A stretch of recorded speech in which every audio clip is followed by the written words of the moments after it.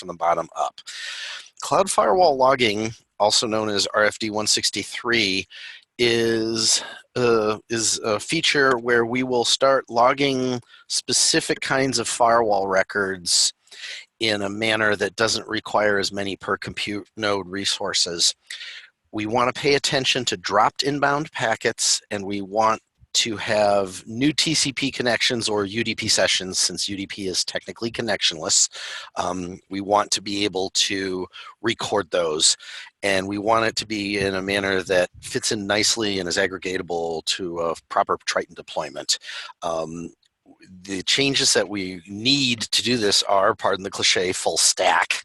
And from the bottom up, basically, we will be working with, we add changes to Illumos and SmartOS Live, Firewall Atom specifically.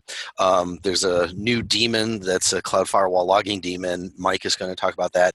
And then higher level Triton changes, including various Splat APIs, and Pedro will take over from there and lead us through possibly to a demo as well. Next slide, please. Thank you. All right, our motivation for this, we have several big customers in Korea, and Korean law does require that inbound connection logging. So it is very important that we present this as a way to help there, and they've requested this. Now, we could just use logging per guest, but because IP filter does have an existing IPMON facility, the problem is that would end up requiring one file descriptor per zone if you wish to aggregate these results, which would mean a process in global would have a lot of open file descriptors. The good news is the existing IP filter already does most of the work we need with its keep state option and its rules. We will be exploiting, and we did exploit that for this purpose. At the end of the day, we want to be able to add the log it, yes or no, into a Triton administered firewall rule. Next slide, please. And some of the constraints we have, the big one file descriptor per VM is something we really wanted to avoid. But at the same time, every event we want to log should have a per VM attribution for it.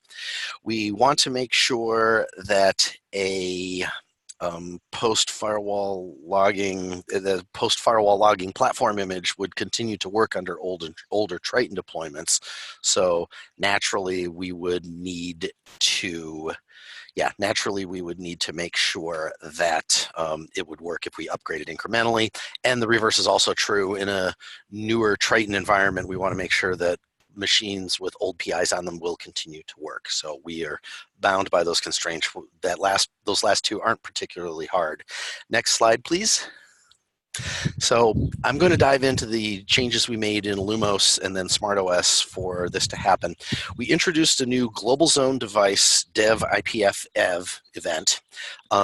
It's only openable by one process. It simplified our lives considerably because the process will only be consuming lots and lots and lots of events. The fact that if this device is opened, it will enable the logging machinery that we've added as well. If it's not opened, then no additional logging of any sort happens. The check simply returns and everything is good. We generate 88-byte events that include the type of the event, the length of the event, and the zone debug ID, which is how we get which VM it is. Those are unique. They don't change every time you reboot a zone like the normal zone ID does. So we needed that in our events. And we also have the normal packet information, source port, source address, destination address, ports and protocol, and the IP filter rule ID alongside a cloud firewall log rule, cloud firewall rule UUID. So both of those pieces of information can help generate all of the information we need to record. The zone DID and the rule UUID are new and need to be stored inside IP filter's internal states, which instantiate per zone, per net stack. Next slide, please. IP filter in SmartOS typically has two classes of filter rules. This has been upstream too, but SmartOS uses them. A traditional root at zone set of firewall rules. That's where you're root in a zone, whether it's root in global or root in any other net stack. You can administer your rules using IPF. There's also a global zone administered set of rules that apply. Each non-global zone has a alternate set of rules or primary set of rules that are administrable by the global zone. We use these in SmartOS. These are the ones we need to monitor, and these are the only ones that can generate Cloud Firewall logging events.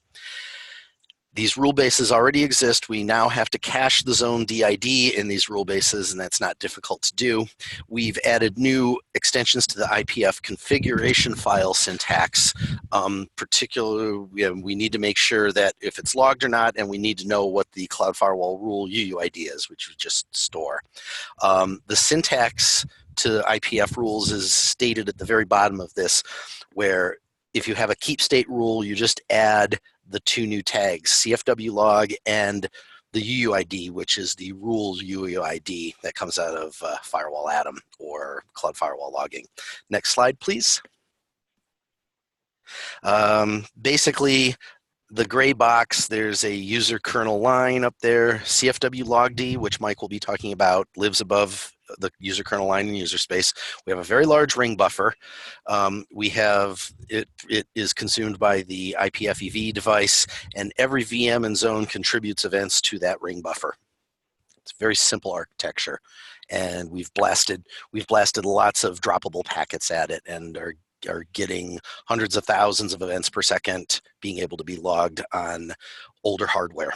So that seems to be holding up well in testing. Next slide, please.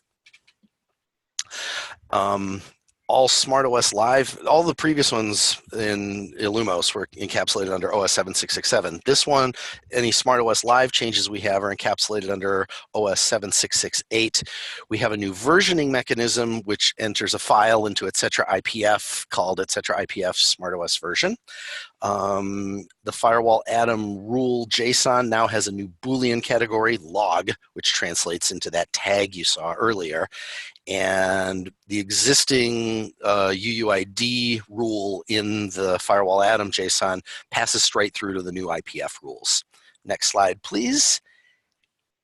And we pass along to Mike Zeller, who will be jumping up the stack to talk about the actual logging daemon, CFW logd. Thank you. Mike, take it away. Hey, everyone. Yeah, so I did the userland piece that Dan mentioned.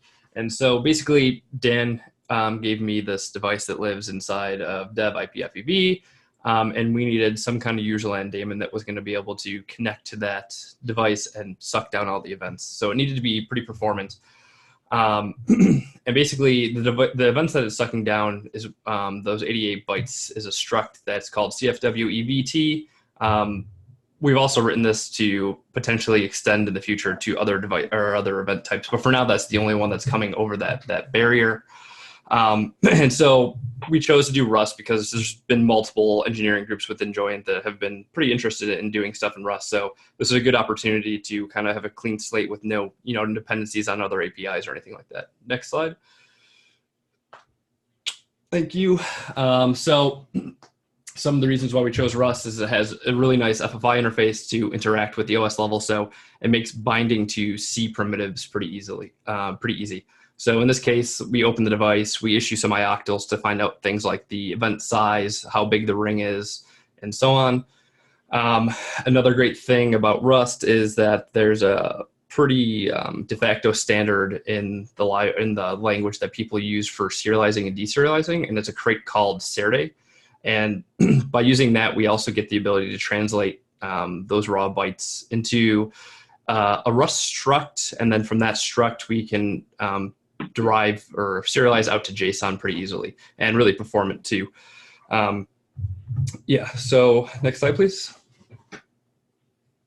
Yeah, so Dan mentioned a couple of the fields, right? So the events that come over the device have the zone did, which is the debug ID, and those debug IDs are unique for the uptime of the box. So if the zone starts, stops, reboots, that debug ID stays persistent unless the overall compute node reboots.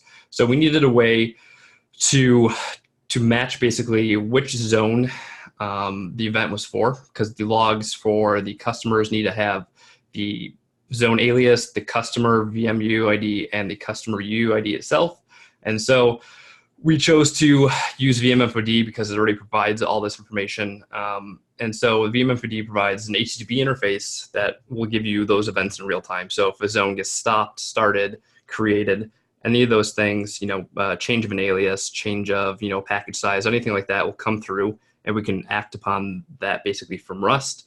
And so we open up that stream in Cloud Firewall logd, and then we are able to match that information with the zone did, and then serialize that out to new line separated JSON. Next slide, please. So this is just an example of basically a single compute node, right? So you have that dev IPFEV, which is the user LAN kernel boundary there, and then Cloud Firewall logd sits inside the global zone, and then it has one connection out to VMFOD. And then on this compute node, there's going to be multiple customers and multiple zones for those customers. And so those will all log out, over some network. In this case, I've labeled it the external network, right? And so when a customer creates a firewall rule and enable logging, when the kernel sees that, a new connection that matches one of those rules, or a drop, a rule that drops some packets or something like that, those will get stored up in the ring buffer, and Cloud Firewall logd will be able to suck those down. Next slide. And so this is the architecture of Cloud Firewall logd itself. So the gray box is the process, and then all the blue boxes inside are the various threads that it has. So there's a main thread, obviously, that starts up, and it starts a bunch of these threads. Like, it'll start the signal listening thread, it'll start the VMFOD watcher thread, and then the other two that it starts are the event reader and the fan out thread. So the main important one is the event reader, right? So that's the thread that connects to the device. It grabs the raw bytes from that ring buffer, and then it slices them up into basically events, like single Cloud Firewall events, and then it fires those off through what's called a channel in Rust to another thread, which is the fan out thread. And then from there, that thread will basically send them to various queues. And right now, the architecture is a thread per zone. So if we see a new event for, a zone that just got created or something like that, we'll spin up a new thread for that zone. And then there's basically a queue that event will get, tossed into. And then each of those logging threads will be responsible for serializing via the serity crate that I mentioned out to JSON, and then out to the file, new line separated. And then so while that's all going on, basically the main thread then sits there listening for signals. So if it gets a term, it'll tell all those the reading threads to shut down, and then have all the loggers flush to disk, so we don't lose any events in that process. And then the other thing it does is it responds to a sig hup. So you see at the bottom, I have a box that basically represents the compute node's file system. So the daemon is logging out to current.log for each customer and zone UID. And then so log ADM will basically rotate, I think it's every hour right now, the file, and then it'll send a sig hup to the process. And then when Cloud Firewall logd sees that sig hup, it'll rotate the file and reopen current.log. So next slide, please. Yep, so in terms of how to set this up, it's pretty easy. It's just standard SDC ADM commands. So SDC ADM post setup firewall logger agent will install this across the CNs. If you want to, install a particular version, it's the same as any other agent inside of Triton. You can do an experimental update, and then you can give it like a UID and a channel. And then if you wanted to check the health of Cloud Firewall logd across all the compute nodes, you can do SDC ADM health on that. Importantly, another thing that we wanted to handle was if Cloud Firewall logd gets deployed in your data center and you have various platforms, ranging back, multiple months, years, and they don't have this new device that we added, Cloud Firewall logd will basically realize that the device is not on the file system, and it will tell SMF that it was a successful startup, but it'll leave no process running, so that's considered a transient service. And we basically know that is true because the SMF manifest also makes IP filter a dependency. So unless IP filter is up, we won't start Cloud Firewall logd. So if it's up and the device isn't there, we know that we can, we can exit without leaving that process. Next slide, please. Yeah, so there's a couple more next steps for Cloud Firewall Log-D that we want to get in. The big one is going to be CMON. So right now, Cloud Firewall Log-D tries its hardest to stay up and to keep logging. So there's a couple of queues inside of Cloud Firewall Log-D that if they fill up, we start dropping events. So there's two places that events can get dropped. The kernel has its own ring buffer, and if we're not consuming fast enough, then the kernel is going to start dropping events out of that ring buffer.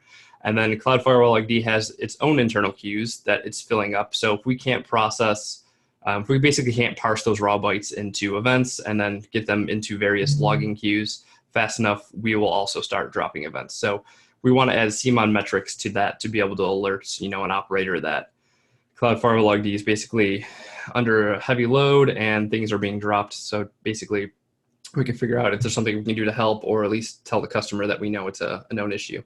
And then the other thing that's on this slide is right now the per zone logging threads don't have, they have their own queues, but they're unbounded, so they can grow exponentially, obviously. And, I did some testing and we can make this grow in memory pretty easily if we just blast it with events, like millions of events a second. But so the plan there is to just change those to bounded queues. Next slide, please. Yeah, so there's a couple more things that we can do. Yep. When you drop events, are you dropping new events as they come in, or are you dropping old events from the queue? We're dropping new events as they come in instead of the old ones. Okay. Yep. Thanks. No problem. Yep. So as part of this work, I created a VMinfod client. Right now, it's kind of hard coded to what we needed for Cloud Firewall Log-D. So we would like to break that out, obviously, into a separate crate that any other Rust program could use and consume VMinfod events. I mentioned earlier that those events that are coming across that device right now are the CFW EV events. It's also written to, Cloud Firewall Log-D is also written to handle events of unknown types. So in the future, if the kernel gets updated with a different event type that's going to come across, we'll just bypass that on an old agent until the agent is updated. And so basically those events that are in the ring buffer share a couple common things, right? They share the zone did, the length, and the type. So if we see an unknown type come, we'll just basically drop those bytes for the time being until the agent is updated to match the kernel. And then I mentioned that we have a thread per zone. But obviously, if zone density increases on a CN, that doesn't really scale well if we have hundreds or thousands of threads, one for each zone. So that architecture will probably have to change in the future. But for now, it works pretty well. Next slide, please. Yep, and now it's Pedro. Hand up to you. Hey, thanks, man.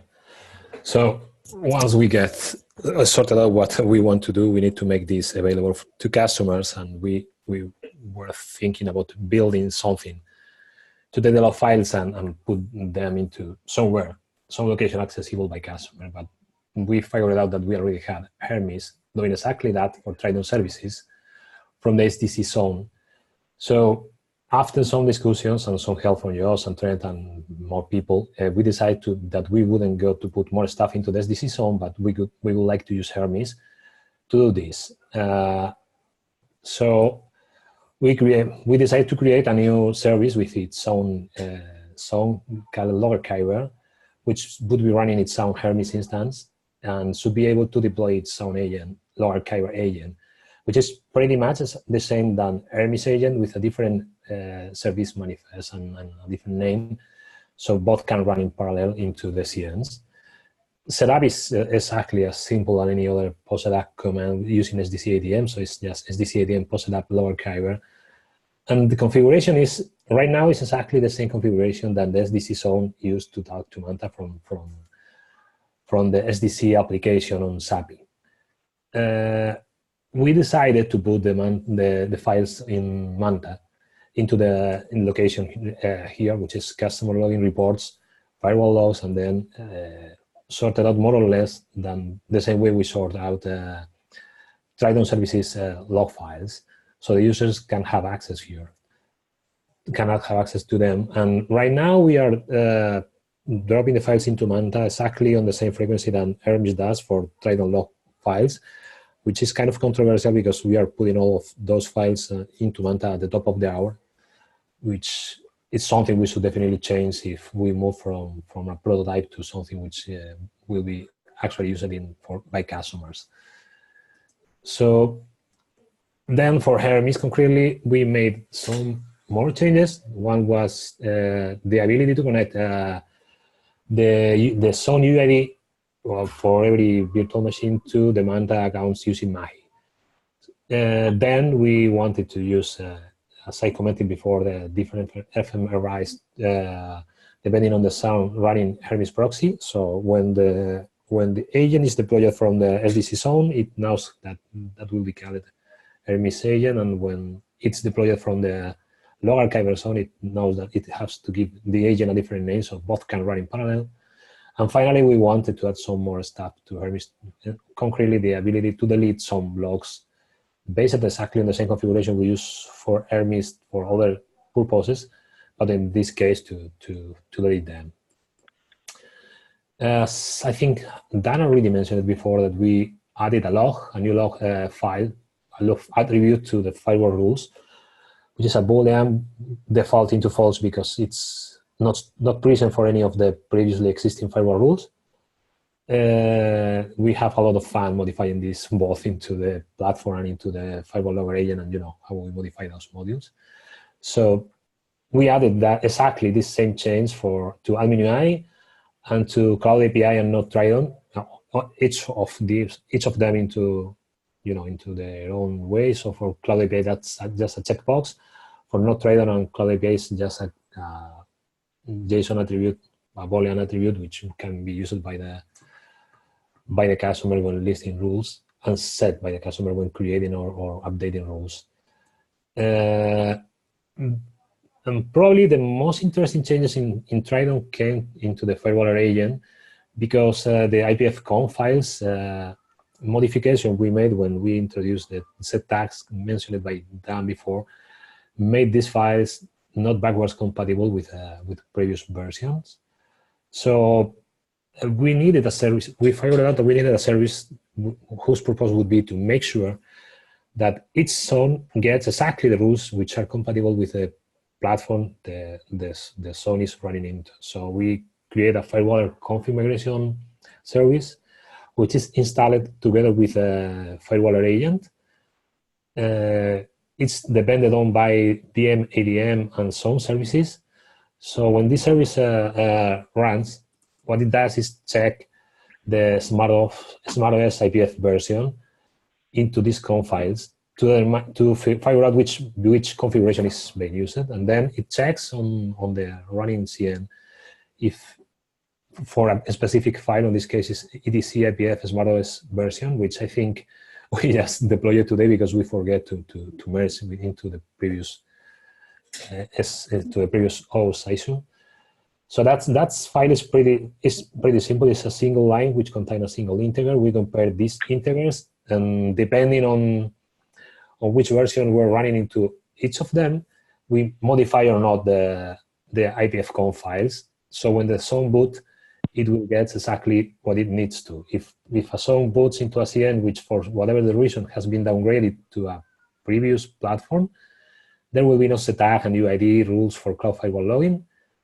And the other way around, if we have modified it to throw any of our mechanisms, for example, MNUI or not Triton, the firewall rules for a given machine, but that machine has been running up to the moment into an old platform, and that system is now rebooted to use a new platform, the IPF configuration files will be rewritten. So those will include now the set tag fragments into the rules.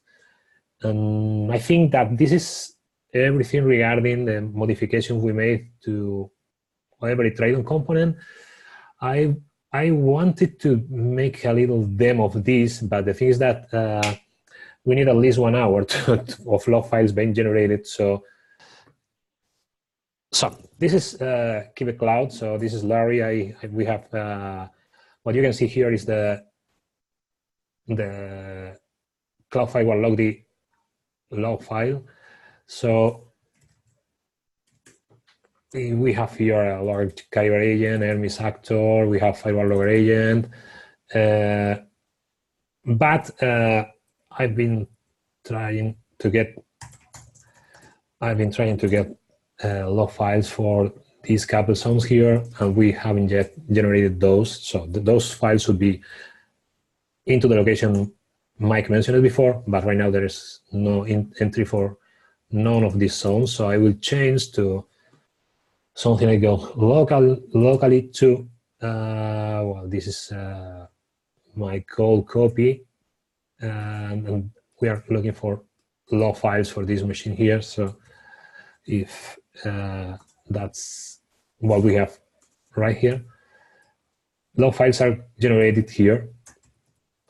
Hold on a sec. Oops. That's the customer UID. Sorry. And these are the machines for whose log files have been generated. Sorry. So right now we have nothing here, but I already did some of this stuff in the past. So those files are generated and uploaded to Manta into the configured path, which in this case is my own account, reports, firewall logs, and the year those have been uploaded to. So concretely, these are the files uploaded before for this machine. As you can see here, we got the firewall rules. In this case, those are the firewall rules for the machines I got running into my code. So if you see this one concretely has log 2, is the machine we have been checking. And it's a pretty silly rule. It's just block TCP port 66. But I mean, that's just an example. There is a log boolean here, which says pretty much the same than enable. But in this case, we decide to not add more endpoints to, for example, when we do enable disable for cloud API or for other rules, we have special endpoints include API. We can just get help. We can just modify this through the update and create commands, because it's help. For example, using no Triton, so log is one of the fields we can modify for the rules, and is one of the fields we can create with the rules. The thing is that, as Mike also mentioned it before, if we create a rule which is which with log enable, and that rule is into a system which doesn't support logging, it will be just ignored because it will never make it to the IPF files. But once that system running that machine is the machine the rules affects to is rebooted into a platform which supports this, that will be properly logging all the events they mentioned before. And I think that the only other thing, well, for Cloud API, this is pretty simple too. It's just a log attribute. And I think that the only other thing I can show is admin UI, which is hold on a sec. Sure, this is here it is. This is the admin UI. So as you can see, we have this rule. We can modify it, and then we just added this checkbox to log or not the connection matching this rule. So that's it too. I mean, given we are ignoring these instructions on platform, we don't care, which are not able to log rules, but we are not ignoring them. But it's possible to reboot a machine, the system running a machine into a platform which supports the rule. We decided to keep this boolean available always, so even if that doesn't mean anything until the machine is rebooted into a platform which probably supports it. And if I'm not a mistake, I think this is everything from my side. Do you, Pedro, do you want to just cat one of those files or tail so you can see like what the JSON looks like? Yeah, sure. Yeah, I forgot to put that in my slide. Which one? Sorry. Just one of the firewall logs from where you were on the terminal a second ago. Yeah, sure. Because I don't think we showed that actually. This one. Let me try to get this one, for example.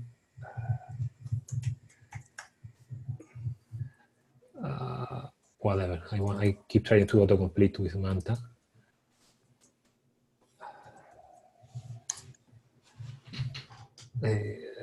What it is now? Let's open this. We're still on your, at least I'm still on your browser, by the way. Yeah.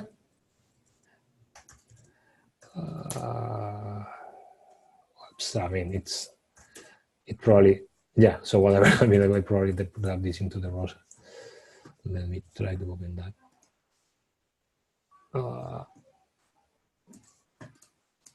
Let's see if it can open the file as it is. Okay, so this is pretty silly log files. I mean, log test with its own. So, oh, sorry, that's a file generated by myself. We need to check. We should check log files into Quebec log. Hold on a sec. Let me change this. I think it should be here. Here it is. I think we should have some here. Yeah. For example, this one.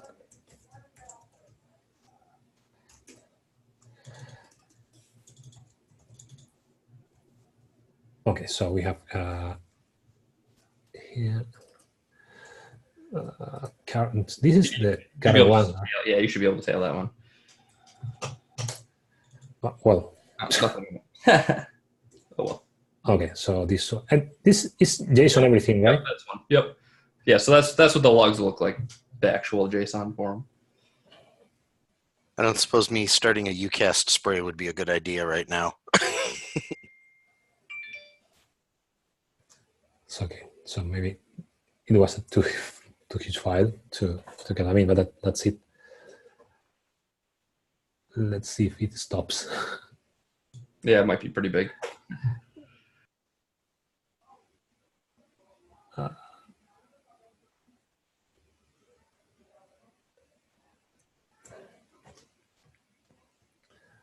These are unicast sprays. I see. Never mind. They're old ones, but yeah. Yeah, and so in our old testing, Dan wrote a unicast spray program that would just send out a bunch of packets that matched one of the block rules. Sorry, I stopped again. I mean, this is kind of how it looks like. Yep.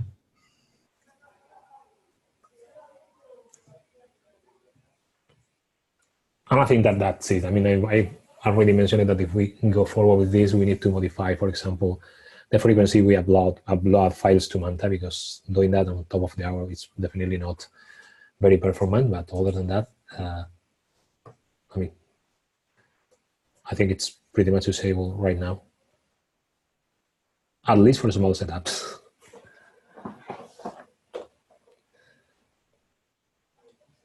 And that's it. Question, comments? Thank you, Pedro, for the demo.